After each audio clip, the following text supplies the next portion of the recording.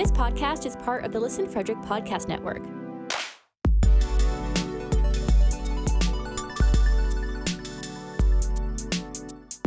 To learn more, visit listenfrederick.com.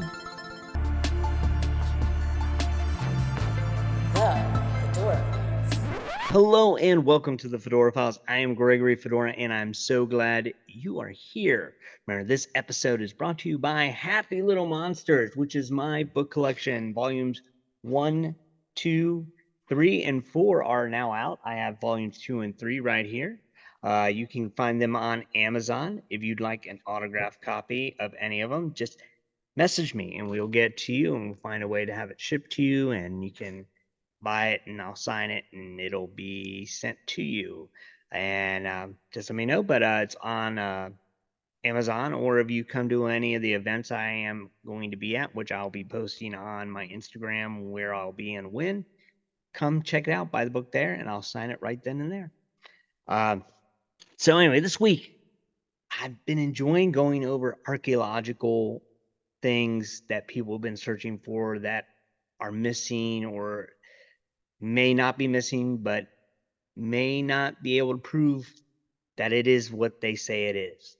And one of the ones, which has been a fascination of mine, and Indiana Jones did go after this one with his father, and I bet you can guess which one it is. It's the Holy Grail. Okay, so what is the Holy Grail? Let's go over this, what it is. So at the Last Supper, Jesus held up a glass of wine and he said, "This is my blood, blah, blah, blah, and do this." And they passed around, they drank it.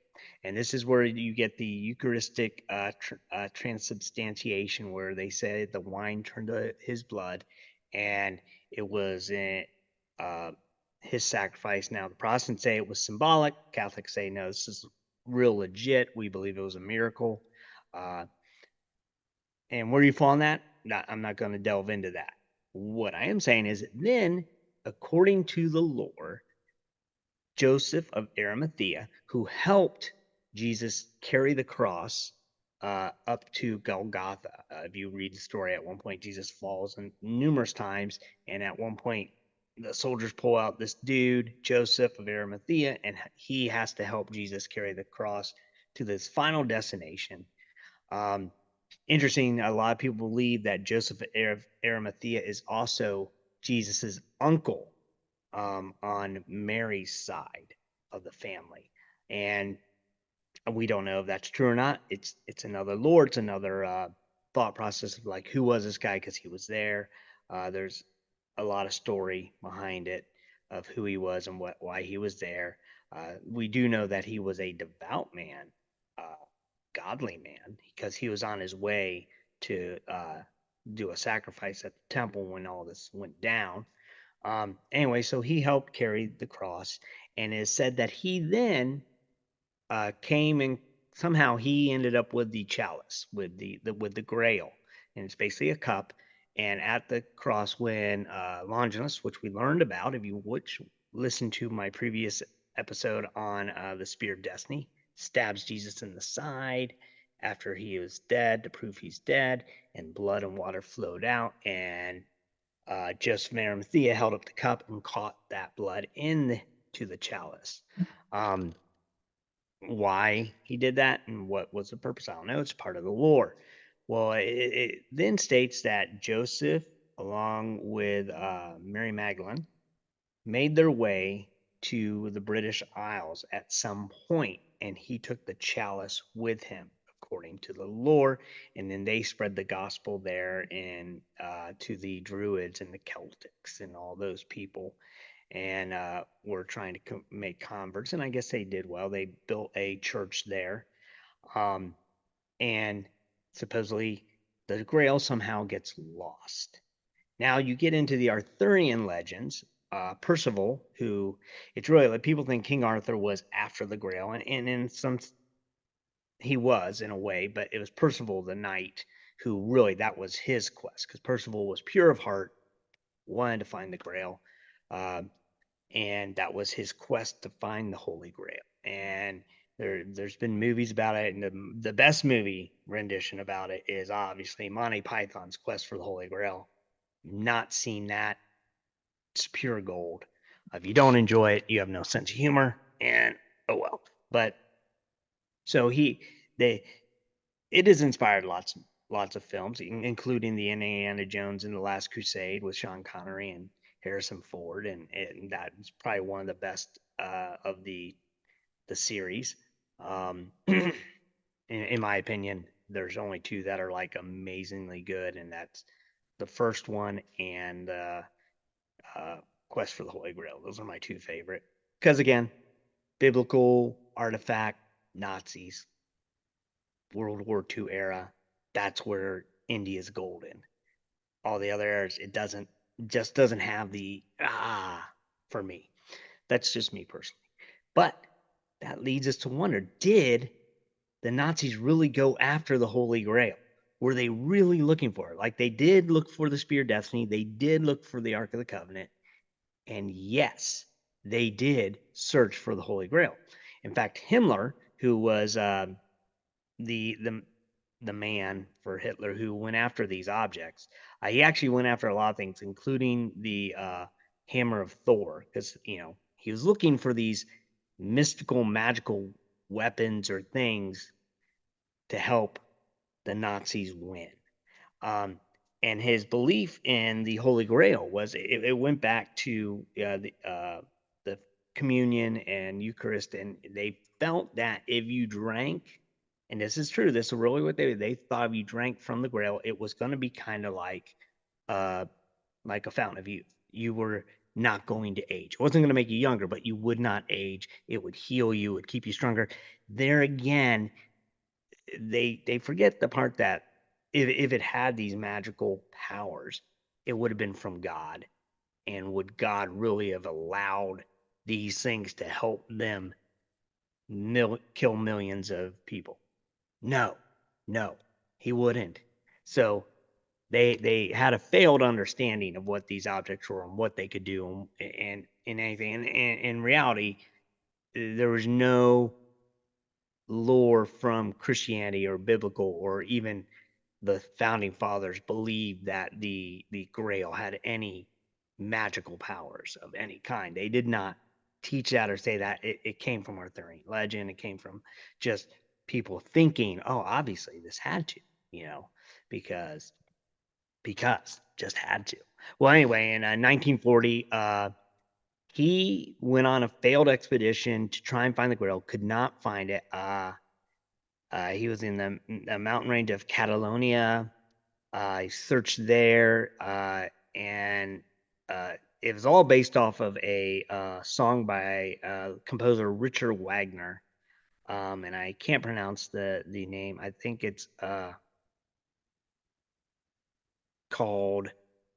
It's from an opera, Parsifal. Parsifal, and it's a German poem, and it's about a knight named Wolfram von Eschenbach and how he went searching for the Grail.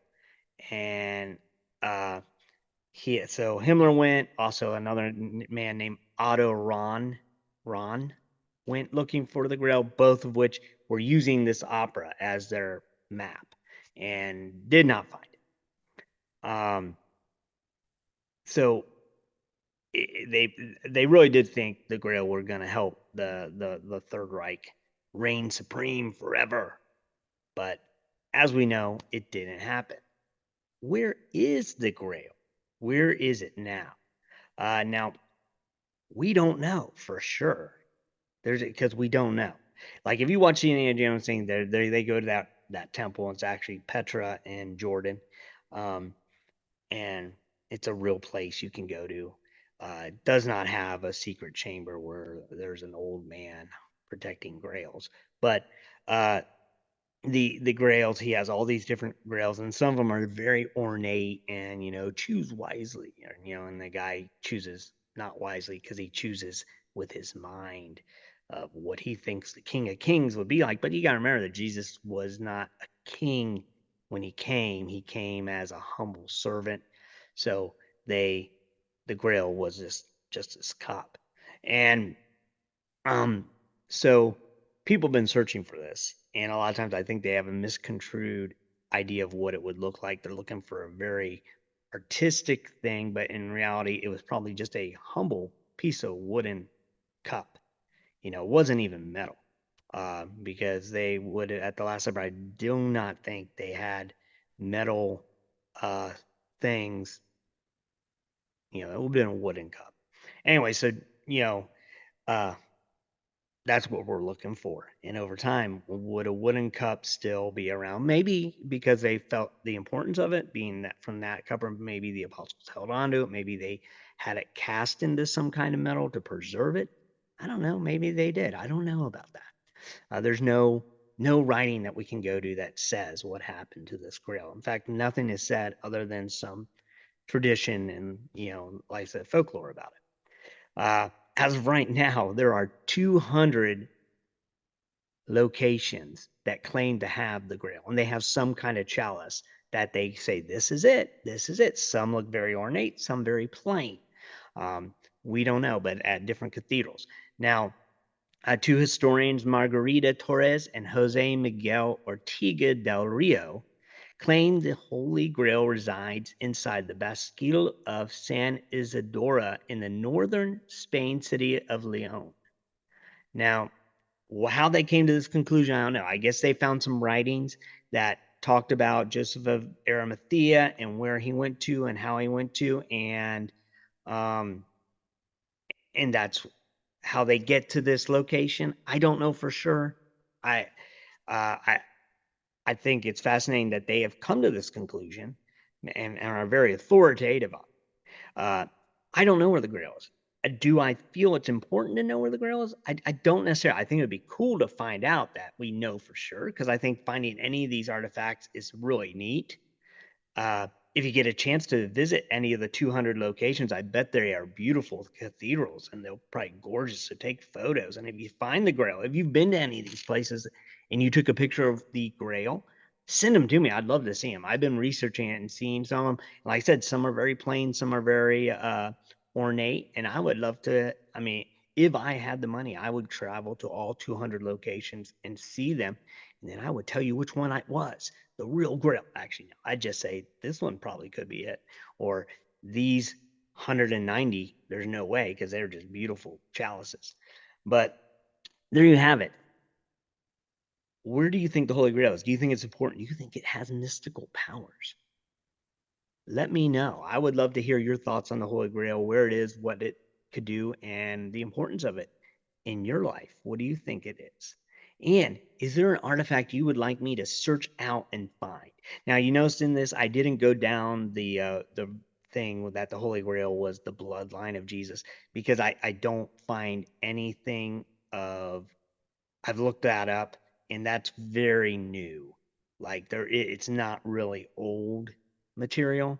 It's not. You can't go back hundreds and thousands of years to find this bloodline idea. I think his name's Tim Brown, wrote a novel, and then they took that novel, and the stuff that he wrote, it only goes back a couple hundred years, maybe like 600-700 years, but we're talking thousands of years. So that's relatively a new theory. So I don't really prescribe to that, and so that's why I didn't dive into it in this video. So what are your thoughts on the Holy Grail? Where is it? What do you think it is? And do you think it's important to find it? And do you think we will ever really be able to figure out which of the Grails is the Grail? Well, as always, I hope you had a great week, and remember to stay safe and keep searching. Fedora Files. Check out FedoraCRT.com today.